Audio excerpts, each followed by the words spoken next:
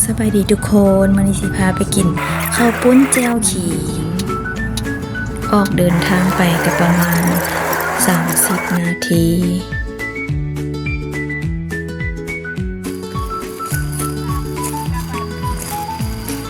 ทางหน้าร้านเพิ่นก็จะมีปิ้งไก่กับปิ้งปลาเข้าไปเบิ่งในร้านกันเลยเฮาสิเห็นพ่อครัวละล้อกำลังแต่งกินอยู่เบิ่งบรรยากาศทางข้างร้านเพิ่นจะมีหมากตาวนะเพิ่นจะขายหมากตาวนำเพิ่นปลูกเอง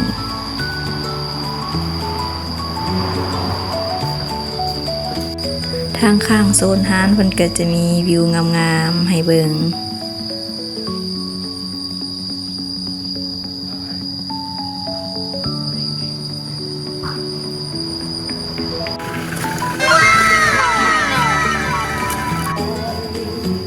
นั่งท่าข้าวปุ้นแจ่วขิงกะโดนเติบนี่เด้มาแล้วเพิ่นเสิร์ฟแล้วเสิร์ฟมากเผ็ดก่อนตามด้วยผักหอม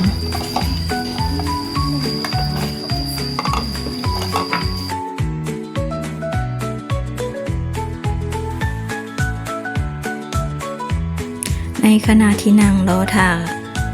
ข้าวปุ้นกับปรุงเครื่องปรุงทาเนาะเครื่องปรุงข้าวปุ้นแจ่วขิงก็จะมีแจ่วมีแป้งนัวน้ำตาลสิ่งที่ขาดบ่ได้ก็คือปลาแดก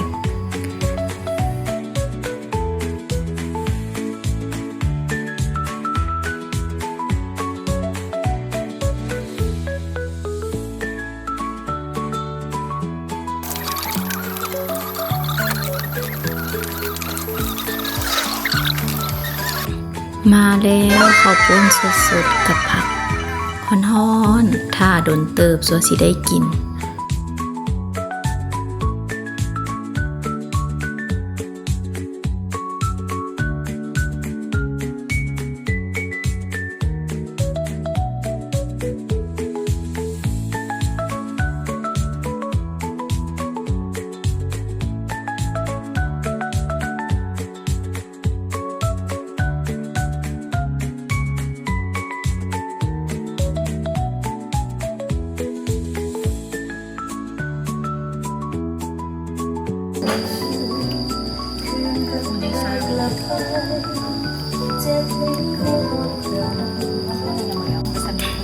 ตามด้วยปิ้งปลาฮ้อนๆเป็นตาแซ่บใช้สิไปจุ่มเลย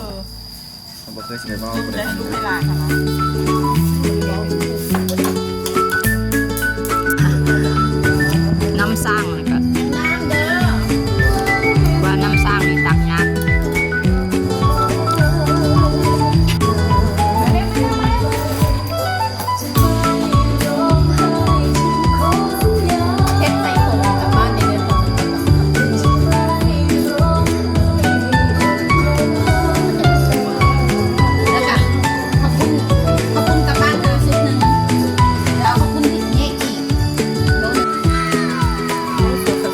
อันนี้เกิดเป็นภาพที่ว่าปรุงแล้วเนาะเป็นตาแซ่บบทุกคน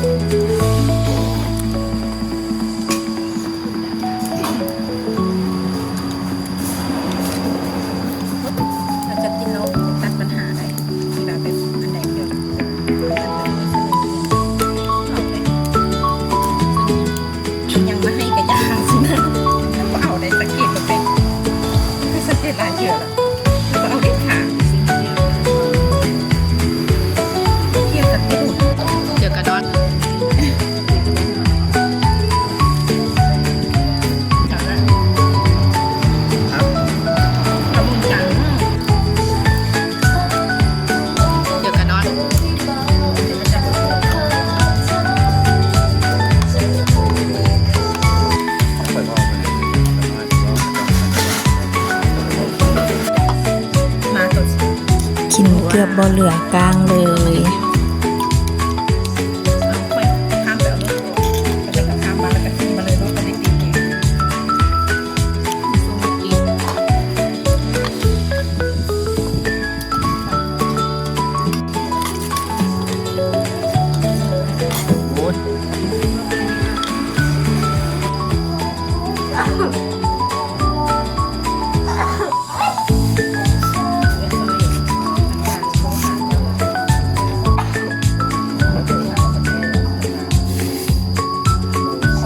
กินอิ่มแห้งทุกคนอิ่มแล้วก็สั่งกลับบ้านพร้อมตัวใดมีผักเหลือก็เก็บใส่ถุงเนาะบ่ให้เหลือเนาะเสียดาย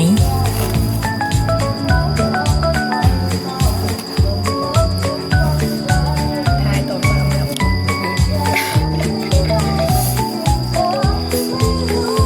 เอาไปกินอยู่เงินแมลงเอาไปแดกใส่เอานี่นะ แล้วว่าให้มันเหลือเลยหวาน อันนี้ก็จะซิม ตาล ซิมมักตาลห้านเพิ่นเนาะปอกแล้วก็ซิมเลย ก็ดี30 ให้ค่าเซ็กบินมาแล้วถูกอยู่250,000 30ไปเลยมากูร้าน30ได้เห็นเพื่อนเอากำลังแพ็คให้ อันนี้จะเป็นปิ้งไก่นะเฮาสั่งกลับบ้านตัว120,000 กีบ ใจระหว่างให้น้องดาวเขาได้เดี๋ยวสแกนมา ขอบใจเด้อทุกคนที่เข้ามาเบิ่งจนจบคลิป